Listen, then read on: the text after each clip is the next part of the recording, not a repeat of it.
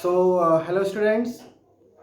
We are going to start one of the important chapter of the physical chemistry, and that is solution. So, that is the new lecture, the first new lecture of the second chapter of physical chemistry, class 12. In the first book, you have seen in the first book, the second chapter is a solution chapter. So, we are going to start the same chapter one. Last 10 lecture was totally based on the first chapter. I hope you all were going through that. So try to learn the first chapter, and if there is any problem, so ask me about that. Solve all the questions regarding that. And now we'll start this chapter. So before starting, let's discuss first about the chapter.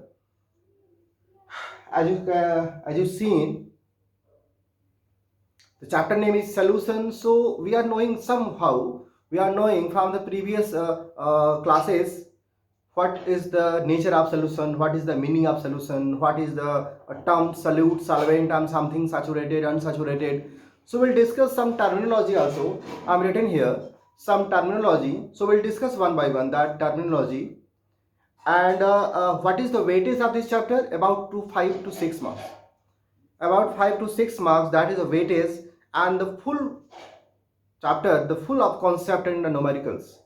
There are different topics, and every topic having some numerical based question. So that's in solid state. There was numerical is only on the density, and some imperfection light numericals were there. But now every topic of this chapter contain consist different important and typical numericals actually.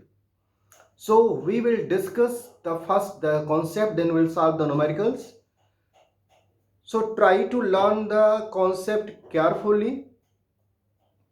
In this chapter, we will discuss about the nature of solution, types of solution, Henry's law, Raoult's law, Henry's and Raoult's law relation, ideal and non-ideal solution based on Raoult's law, azeotropic mixtures, deviation from Raoult's law, different colligative property which are actually four number in the chapter, and in the last, abnormal molar mass based on want of factor. So every colligative property will be corrected by the want of factor. So that is all about the whole chapter we are going through. Here Henry's law, Raoult's law, and want of factor, these three theories are there, and based on these three theories, we have different topics containing important concept of the chapter as well as numerical portion. Every year in competitions, either in JEE or NEET or in other NDA exams, other competitions and board examinations, every time they are asking from the different colligative property, the topic concept from the colligative property. So we are going through to the focus on that colligative property also. So without consuming much more time, let us start the chapter. So we'll start from the solution. Actually, when we call the solution, actually we are having three different types of solution. The one is true solution, the other is colloidal, and the third one is suspension. In class 9th CBSE, first time they introducing the different types of solution in the second chapter. Class 9 second chapter. They are dealing with the colloidal, true solution, suspension, depending upon the when they are studying about the mixture. So the homogeneous mixture of two or more than two components are known as solution. So in this chapter, throughout the chapter, we are dealing with the true solution. True solution means homogeneous mixture of two or more than two components. The components may be solute or solvent matter depending upon the nature, but the two or more than two components, whenever they mixed with a homogeneously, they are said to be a true solution. And in this chapter, we will deal with the true solution only. If the general sense, solute and solvent mix together to form a solution. If there is only two components, if there is only two components mixed together to form a solution, they are said to be a binary solution. Binary solution means having only two components. One is solute, the other is solvent. The nature of solute and solvent actually based on the two different things. The first, if both the components are in a same phase, both the components are in a same phase, means both components are a liquid, or both components are solid, or both components are gases, then the component in present in the larger amount said to be a solvent. The component present in the larger amount said to be a solvent. And if both components are in a different phase, both components are in different phase, so the nature of solution, the phase of solution will decide the phase, the solvent phase. Phase of solution will decide the solvent. How? If suppose we are mixing the solid and liquid, but solid in a large amount and liquid is a small amount, and after mixing the solution is in a liquid phase, then solvent also known as liquid. Even solid is a large amount, no matter, but solvent known as the liquid known as solvent and solid will be solute, because solution, the phase of solution will decide the which one was solvent. For example, whenever the mixing of gases in the liquid, always solution turns into the liquid phase. So solvent, liquid was solvent and solute known by that gas. Same way, miscibility, miscible and immiscible. Generally we are using the term soluble. When two different phases are there, again we are using two different phases called heterogeneous phase. Heterogeneous phase means solute and solvent must be in a different state. Solute and solvent must be in a different state. They are said to be a different phase. So whenever two different phases are mixed together homogeneously, they are said to be a soluble insoluble word. We are using the word soluble insoluble. But if both the phases are in the same, both the components are in the same phase, we are using miscible. For example, if we are mixing liquid into liquid, like alcohol mixed with water, acetone mixed with water, benzene mixed with toluene. So when we are mixing liquid, both the liquid component together, we are using word miscible. We are not using soluble, we are using word miscible.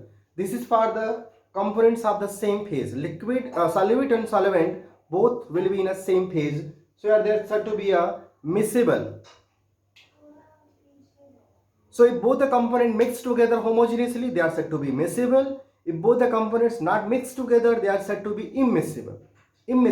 For example, mixing of alcohol in water, acetone in water, toluene with benzene, n-hexane with a n-pentane, whenever these mixing together, these substance mixing together, they are said to be a miscible substance, miscible solution. But if you are mixing oil with water, they will not mix together, so they are said to be a immiscible. Intensive and extensive properties. These terms are also given was in the that chapter. Which chapter was there? Thermodynamics. Intensive and extensive properties was given in thermodynamics. Intensive properties means, I am repeating again, intensive properties means all those properties of the system which will depend upon the nature of the particle, nature of the matter, and not depend upon the amount of the matter. They are said to be intensive. And extensive means the properties of the substance, the properties of the system which will depend upon the mass or amount or matter of the system. So if the properties of the system depend upon the matter of the system, size of the system, number of the system, they are said to be extensive. If the properties of the system depend upon the nature of the matter, matter of course, so they are said to be intensive.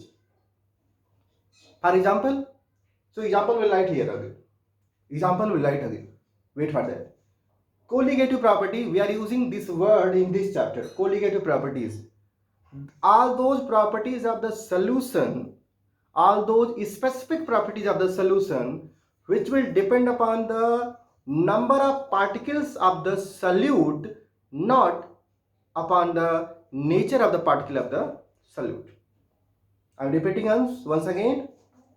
All those properties, all those specific properties of the solution which will depend upon the number of the particle of the solute. Means there is no any role of nature of the particles, but the number of particle will decide the properties.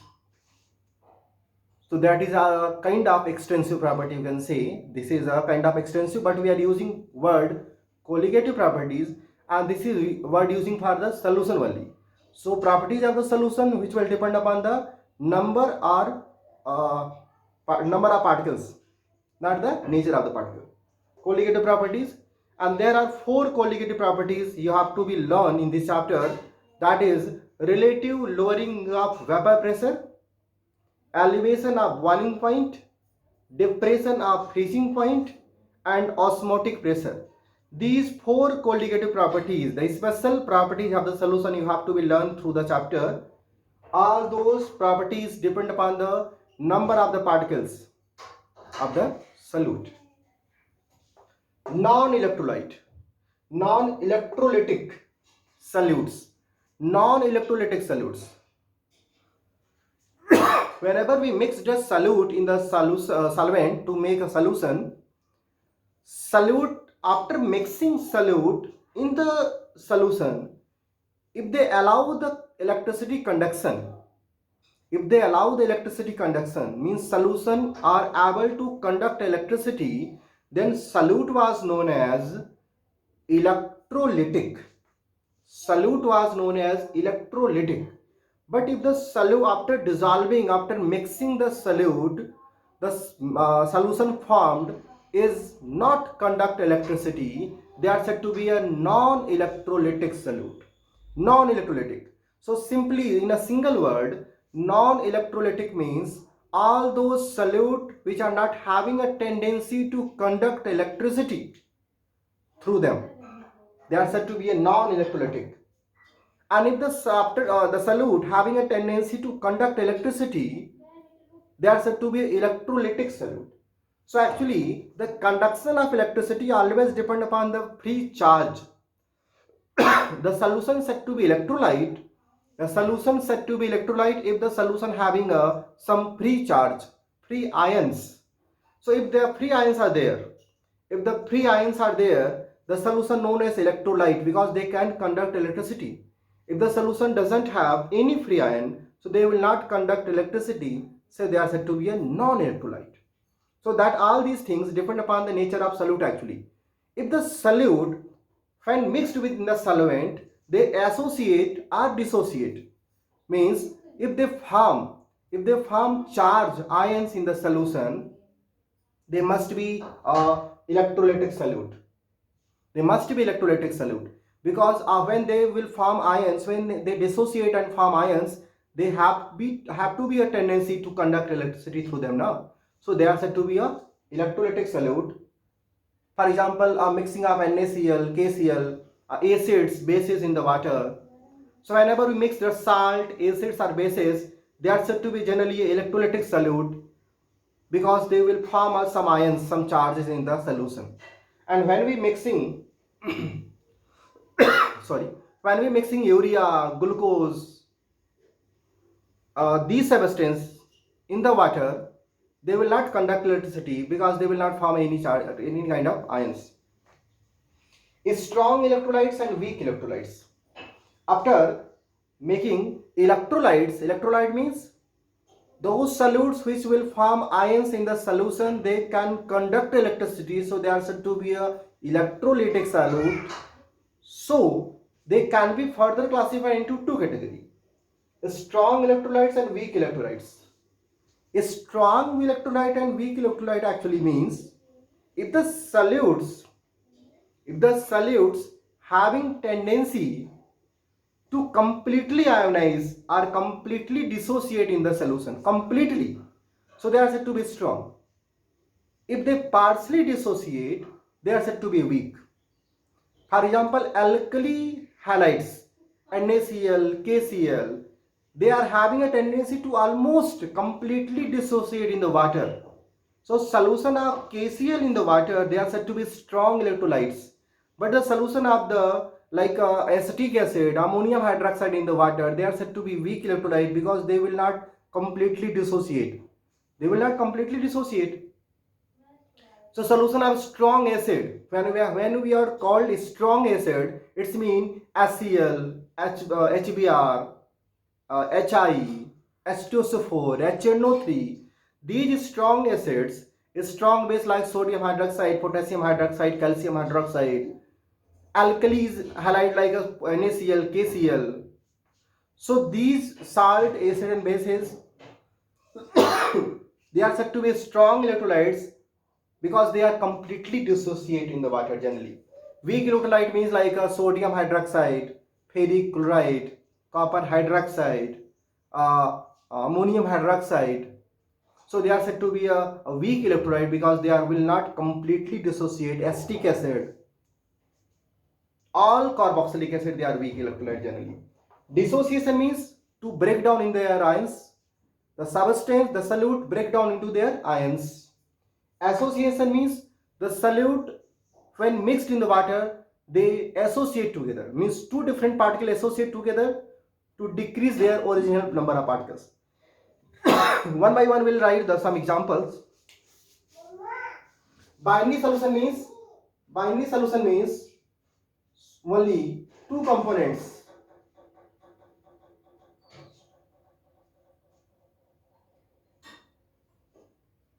Two components. One is the solute, one other is a solution, a solvent. If there is three components in the present in the solution, three components suppose, they are called ternary solution. If there are four components present in the solution, they are called quaternary solution. Suppose we are mixing two different solute same time in the solvent. Suppose we are mixing NaCl and KCl in the water. NaCl and KCl in the water. So NaCl, KCl both will dissolve in the water now. There are two solute and one solvent. So they are said to be a ternary because solution having two solute and one solvent. But if you are mixing only acetic acid in the water, they are said to be binary because only one solute and one solvent. Same way, if we are mixing three different solute in a single solvent, they are said to be called quaternary solution. Miscible means completely mix, homogeneously.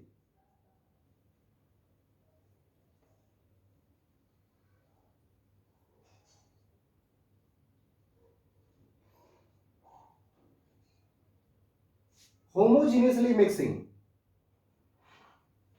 up to same phase.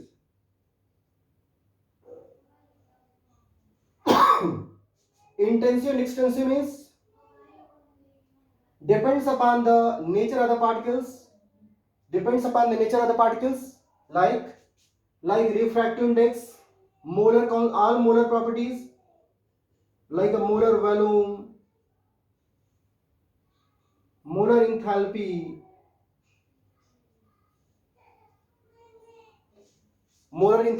refractive index, density, all these things.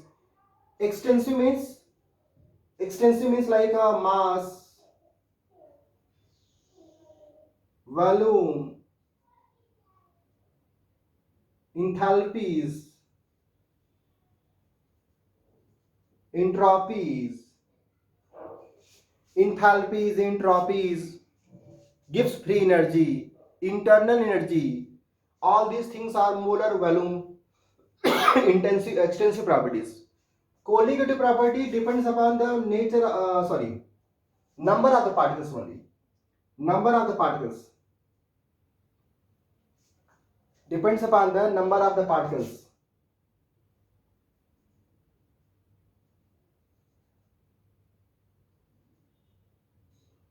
depends on number of the particles.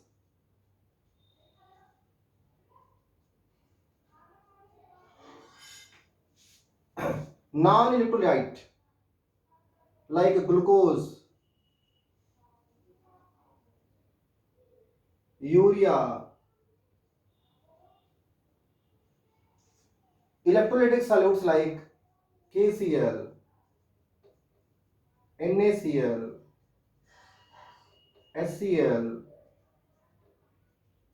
NaOH, strong like KCl again, NaCl again, weak electrolyte acetic acid,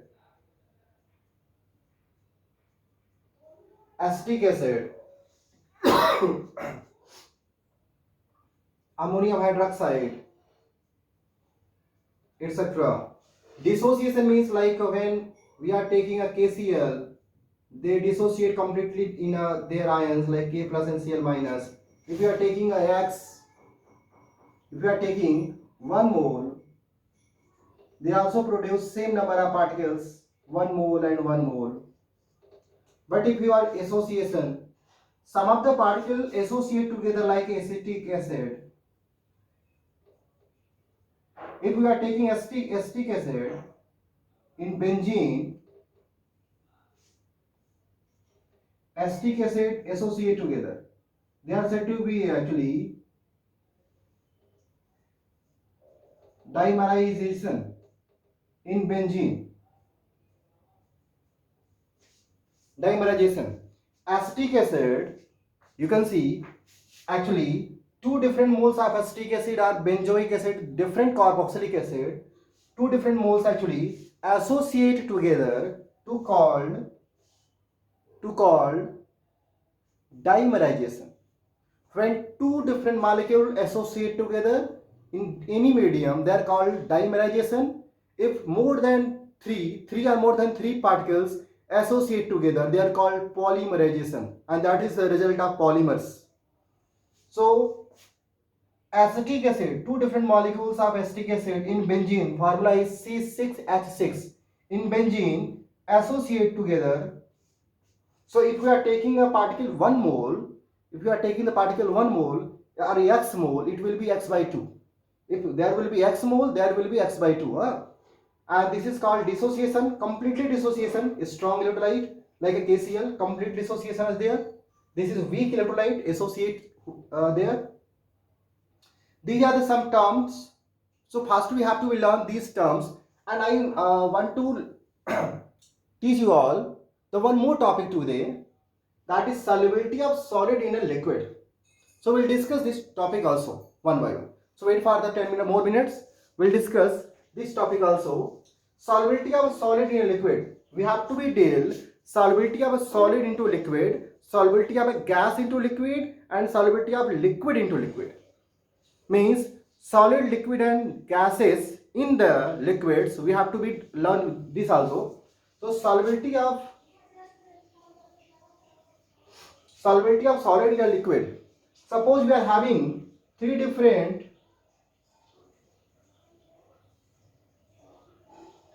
liquid and we are mixing. Suppose we are mixing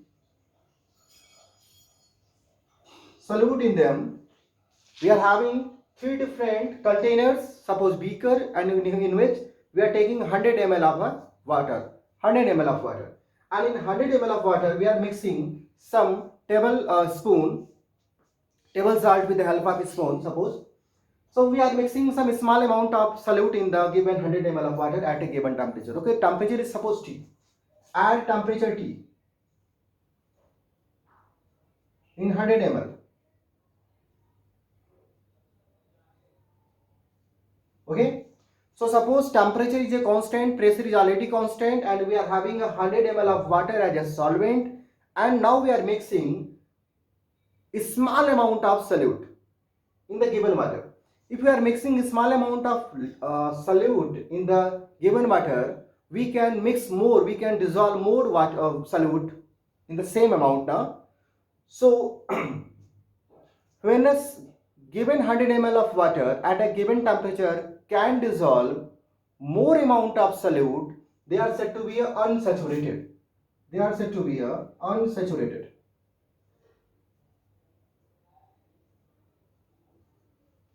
So unsaturated means more amount of solute can be dissolved in a given 100 ml of water at a given temperature. The solution known as unsaturated solution. Suppose we are mixing solute like a salt, and after mixing no more amount of solute can be mixed. There is a one capacity, one tendency now. The 100 ml of water can mix just some particular amount of solute only now. So it is fixed what amount of solute can be mixed at a given temperature. So if at a given temperature no more amount of solute can be mixed, no more amount of solute can be mixed, so the solution said to be a saturated solution. The solution said to be a saturated solution. And third condition is, after making saturated solution, if we add some extra solute, if we are adding some extra solute, that extra solute will not be going to be dissolved because the solution is already saturated. Saturated means no more solute can be dissolved at a given temperature. So suppose we are mixing some more extra solute in the same solution at the same temperature, the solute is not going to be dissolved and solute will be settled down. That condition of a solution is said to be a supersaturated.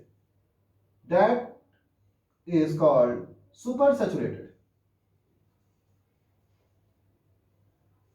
That is called supersaturated condition.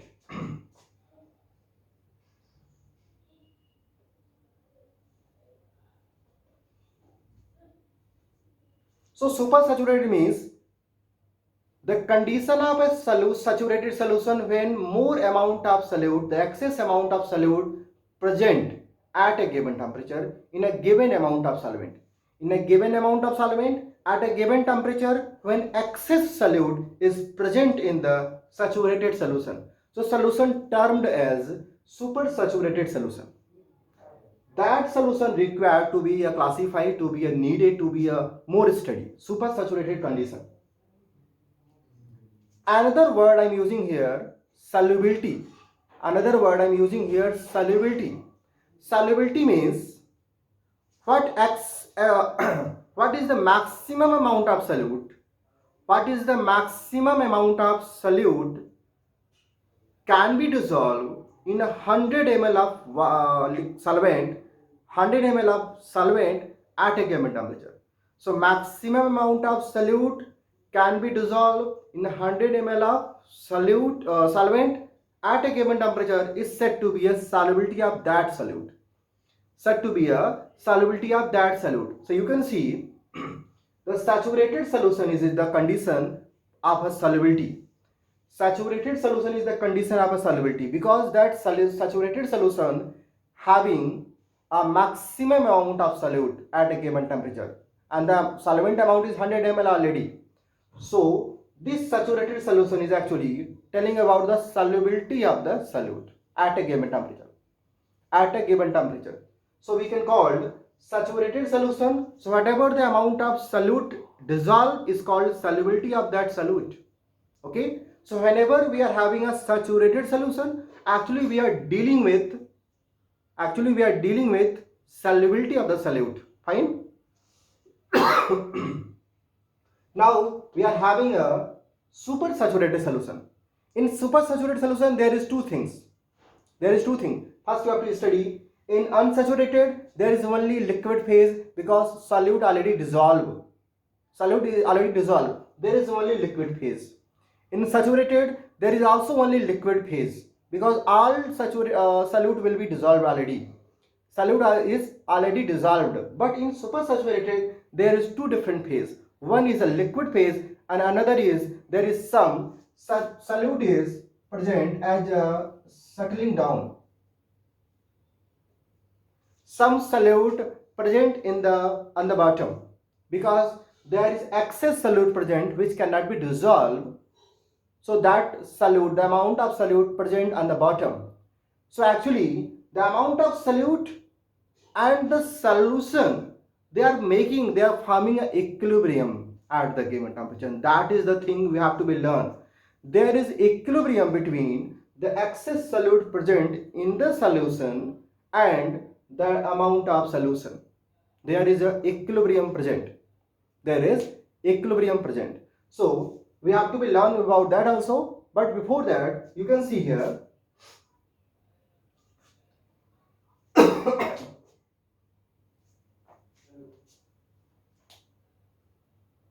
See, there is two conditions. The one condition is solid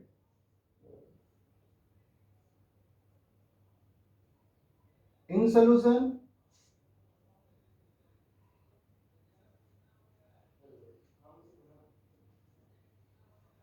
the other thing is solid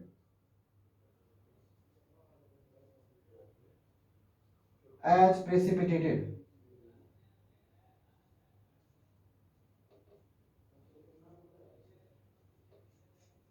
As precipitated. As precipitated means, so what amount of solid present at that bottom, they are said to be a precipitation or a crystallization. They are said to be a precipitation or a crystallization, and between them there is equilibrium formed. Whatever the solid in a solution, that is called dissolved solid. Dissolved solid, they are said to be a dissolved solid in a solution, and there is a solid as a precipitated or a crystallization. So between them there is equilibrium formation, and they can be shifting on the basis of, if we are changing some conditions, the parameters which can disturb the parameter which can disturb the equilibrium, that is a concentration, temperature, pressure, volume of solvent. So if we disturb these parameters, the equilibrium can be also disturbed. That was also given in the class 11. So I am repeating, there is equilibrium between the solid already dissolved in supersaturated solution and solid settled down on the bottom, that is called precipitated solid or a crystallized solid. Between them there is one equilibrium attained, and if this solid in a solution go forward, so more amount of solid precipitated out. This is called precipitation direction. The direction of precipitation or crystallization. You can write here crystallization also.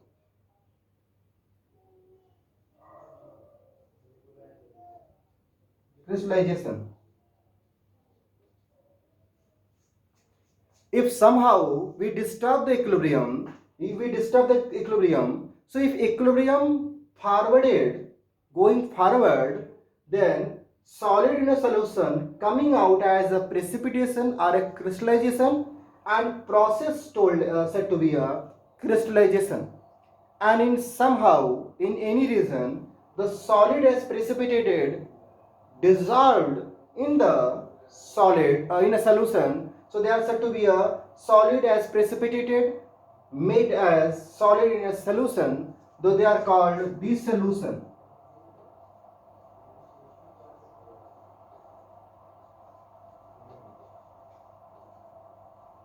They are said to be a dissolution.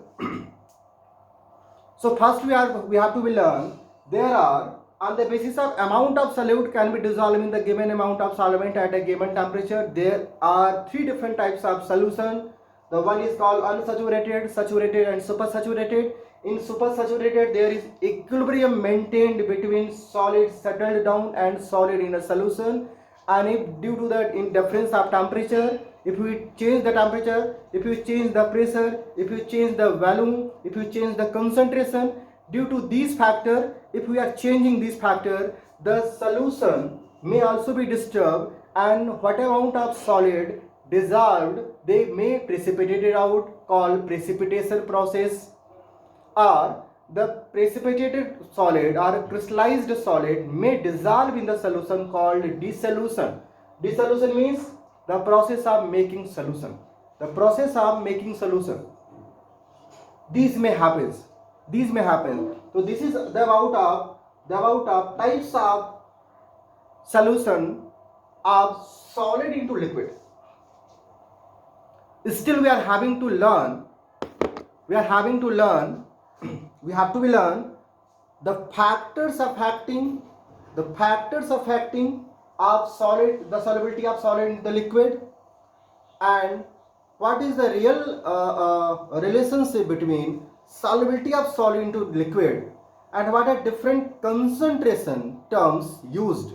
So we'll study these terms in the second lecture. In a second lecture, first try to be learn this first lecture. Then in a second lecture we will discuss the important topic is there. Factors affecting the solubility of solid in the liquid, different concentration terms like normality, molarity, percentage, ppm, ppb, mole fraction, all these things. And we have to learn the relationship between solubility of solid in the liquid. So these three terms topic we'll learn in the next chapter tomorrow, and for that try to be learn these terms first, then able to be start the chapter solution. Okay, good day.